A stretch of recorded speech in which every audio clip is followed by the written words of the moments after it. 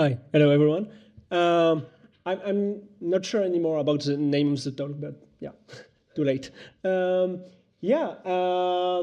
I'm Yvan. I'm interested in a lot of stuff, like all the cool kids. I'm on Mastodon, so please join. And this talk is like recycled old talk. I adapt to make it more interesting, and because yeah, it's good for the environment to recycle. And it's about some work I did for a past employer, and it's really about few simple things about system programming. That's when you don't know it, it's a bit like how does that work, and when you get it, it's really simple. And I hope like most of things in computer science, not always true. And so what I made is a bindgen, and maybe you already encountered that name, which is FFI, foreign function interface. And to put you some context before, there is a lot of case in computer engineering when you want to achieve interoperability, and you usually have a lot of solution to do that when you want to mix different programming language or runtime or environment, depend a lot in the industry. And there is a lot of way of doing that, and often you see people doing, I don't know, HTTP REST API between microservices, or use things like Google Protocol Buffer, and all those are pretty good solution. But I want to use FFI, and maybe you know why, because FFI are like all things in Rust, blazing fast. And for one reason is they doesn't rely on any OS capabilities. They doesn't rely on, for example, I/O. I mean, if you passing a message through a socket, or if you're pipe, it's basically using your OS capabilities. And FFI are just calling a function from a programming language runtime to another one. So it's just like a jump in memory. And there is a lot of cases where you want things to be fast. For example, my case was using cryptographic primitive implemented in Rust, where they're well made, and not in Haskell, where they were unmaintained. So yeah. And I will, because I like to take risk, do a quick demo. And also, the code I will show you right now is really, really cursed. So yeah. So I make something called demo extern, and I have basically two Rust projects really well named, one bar and one foo. And in the bar project, I have, in the bar project, I have a little greetings library, and I want to use it from an external program. So the only things I have to do is to say no mangling. Mangling, maybe you know, is something like Rust and C++ do by default, is randomizing symbols in the binary. So I want to say, no, keep greeting as a symbol in my binary. So I have a really simple function I wouldn't explain. And I have also say my cargo.toml that my crate types is static lib. You know, you have different type of libraries, static, dynamic. Dynamic are OS specific, static a bit less. And Rust by default use something called rlibs. And rlibs are basically static library with a bit of more info around it. And I have my foo things that use my bar things. And it's pretty straightforward. It just say, there is a function from the outside that have this signature, and I call it. And since not long, you have to put a lot of unsafe around all that. Before it was not the case, because, you know, a bit spoiler alert. And to tell Rust how to find things, you have to do a build.rs that say, yeah, I have a library that named like that, and it will be in that folder. And I always be a bit uncomfortable with the fact that you configure cargo by printing things on std out, but that's the way things there are. It's not at all a hack. So I can check that I have indel my things already. Well, I can recompile it for the pleasure of the demo. So I have my thing, which is here, target, debug. I will do this like that. And I have something called libbar, .a, and info. I can now try and everything is working. And that's really cool, and nothing could possibly go wrong in this example, you know. So yeah, moving, yeah, my slide are here. Moving a bit along, and I will let you think what could possibly be wrong in that example. But before, there is that obvious question with that cursed example, why not rewrite everything in Rust all the time? Because, you know, trying to mixing runtime seems a bit silly. And there are obvious cases where you can't, or maybe you won't do that. But I want to share personal opinion, maybe unpopular because we are in the Rust conference, which is that Rust is not always a perfect programming language for any case, and sometimes you're happy to have a GC or a language that is maybe not Rust when you don't do real-time programming or really system programming. But anyway, I will now go back to my example. No, not yet. I would spoil my example saying that yes, FFI are blazing fast, but are they safe? Of course, no. And why? Because that resolved by the linker. So basically, imagine it's a blind spot in your language type system, and if you have two language with expressive static type system like the future, even Haskell and Rust, the link between them is just a blind spot. So I will show again my demo, and for example, if in my demo I just add an argument here, yeah, for example, something like that, and I compile everything, it will just compile. The compiler will be happy, and if I do a typo, the compiler will not be happy, but not really the compiler, the linker, and maybe you already encounter linker error, and they're really not nice to deal with. So that's not nice. And I cheat a bit here because normally here you will write something like extern, and if what was implicitly written here was extern Rust, because I'm using the Rust calling convention, meaning I put my argument in my function, the memory layout of it, as defined in the Rust calling convention. So that is the same code as not writing it at all. And when you write extern alone, it's shortcut for thing extern C, which is using the C calling convention, which is kind of the lingua franca, this universal language of computers. And yeah, if I do that, now I have a really nice warning, I guess, that tell me that str is not FFI safe, meaning there is no really specified way to represent that in the C calling convention. And all that thing about C calling convention versus Rust calling convention come from the fact that the Rust calling convention is unstable, meaning it's on purpose unspecified, as for example the early format and a lot of things in Rust. And why is that? It's made because Rust team want to kind of break those interfaces without breaking people using them. So it's kind of a way to say don't build things against that, because it could change and will not bump the compiler version if we change that. And so basically in that example, what could actually go wrong if I theoretically compile my library and the program that use the code library with a different Rust version, I have no guarantee that will work together. It could, it might not, it depends, and I should not do that. So that's the whole story around all that. And yeah, did I cover everything? Yes. So there is like one thing to recall after this talk. It's written in red. You should never write FFI bindings by hand, because it's really easy to do something wrong and to only see it at runtime, which is the worst moment to discover an issue. So you should never do that. And if you should not write it by hand, you should generate it automatically. So you should use a bindgen.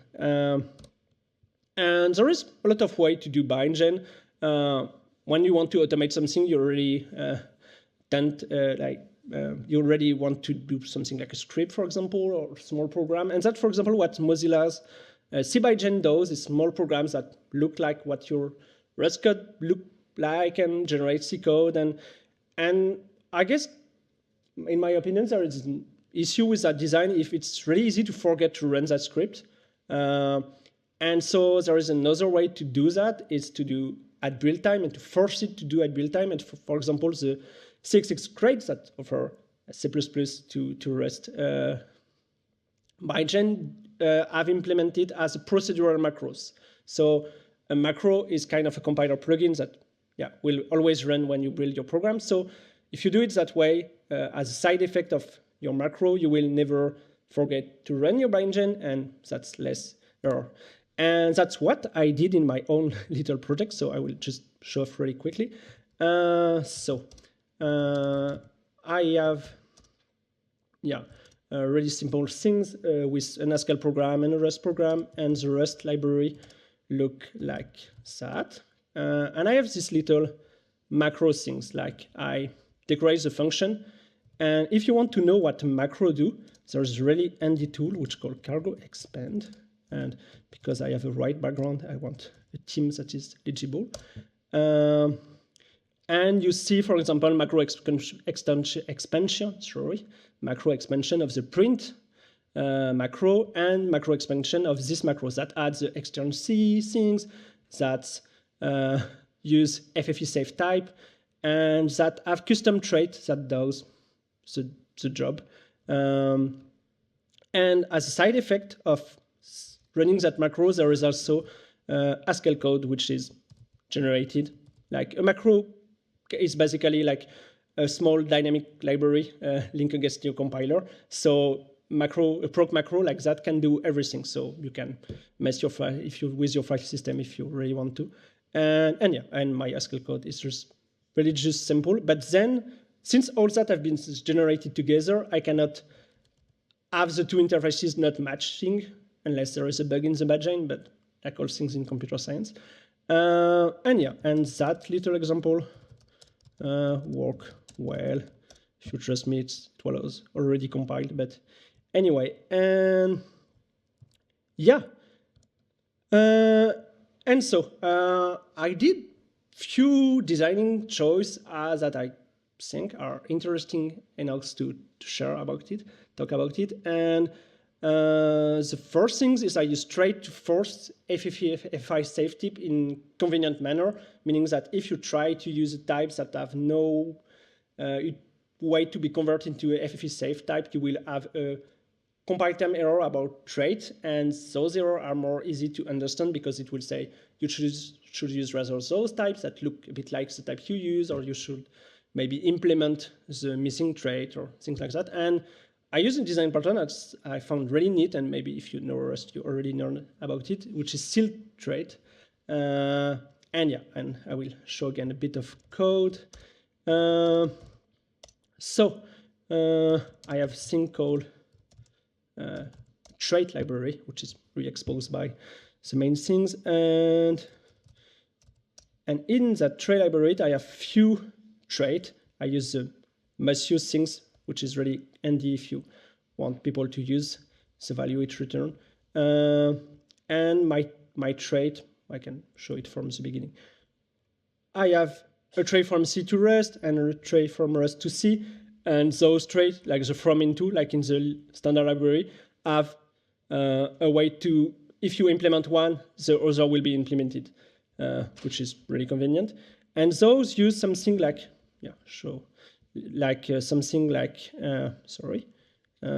private C FFI safe trait, and that trait in the module private. So that means that you cannot, as a user of the library, implement that trait for a new value. That's a way to say that's a mechanism that my library manage and not let the users do that. So it's really simple. In your private module, you do a trait. And here I have handy macro rules this time, not Proc-macro, that implements that trait for any types that are actually possible to represent in C. This kind of design I think is neat for finding how you let user implement some things or not other. And that trait library does a lot of automation. For example, for vector, I have things to convert size to unsize vector, and I have things to handle memory management, because if you pass a pointer to a FFI binary, you don't want Rust to drop this thing, so you want Rust to forget it, but I also want Rust to never move that memory, so you want to pin it, and those kind of things that the library handle, and so the user does not have to handle it, and it's a bit magical, but in fact it's not that magical. And yeah, and what else? There's a lot of limitation to Proc-Macro, and working a bit with them make me really annoyed, so I want to complain. The first thing is macro, as from what Rustable is right now, you can only trigger build error, like compiler error, not compiler warning, because what you do when you want a macro to trigger an error is you panicking inside your macro, and then it will do a compiler error, which is your panic, and that's not that great. And there is a diagnostic API to do things more better, but it's unlikely for now. Also, Proc-Macro in Rust are already not like what's, yeah, I mean, there's a lot of different ways to do macro in a lot of different language, but in Rust, they work against a stream of token, so that's the result of lexer, and not the result of your parser, and not like an internal representation of your program. For example, in Rust, we have high-level intermediate representation that contain information like types and these kind of things. And that means that you have to a bit reinvent the wheel in your Proc-Macro. Like there is, for example, the scene and quote crate that reinvent a bit the wheel, and that will be way more convenient to use like directly the Rust parser. It will be exposed as a stable API or again an internal representation of the Rust compiler. But those things are like that also because it's easier to not break the result of the lexer rather than not break the result of, I mean, what look like an internal representation. So on purpose, those things are not like public API, which I can understand, but makes writing compiler plugin Proc-Macro and a bit annoying. And yeah, and my not snip subject, since you're working against like a stream of token, you don't really have an understanding of what you're dealing with in a Proc-Macro.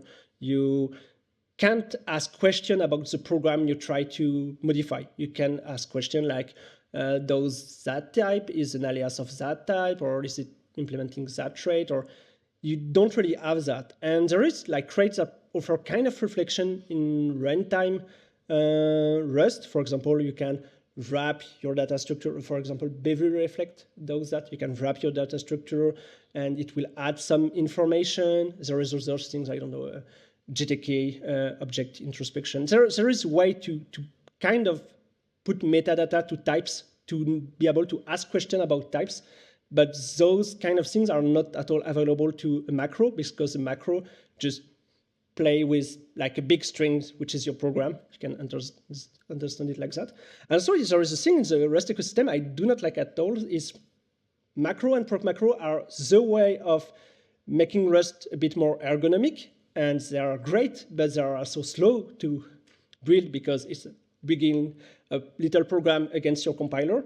And they are really overused. Like I know really few crates that does not use macro at all, and that does not rely on them. And so, yeah, that make me a bit sad in a way. And yeah, and I wanted originally to do those kind of things, maybe to fit that talk, but I didn't have time, so I will leave it in the last slide. In my project, I want to give more support for the alternative Haskell build system, because in Haskell we not have one, but several build tools. And there is things like that library is really minimal. I really like it because it's less than 1,000 lines of codes. But then there's a lot of things that it does not handle. For example, if you are a complex algebraic data structure, you want a way to match it in two languages that kind of understand that, and serializing, deserializing, if it's automated, could be a nice thing to do.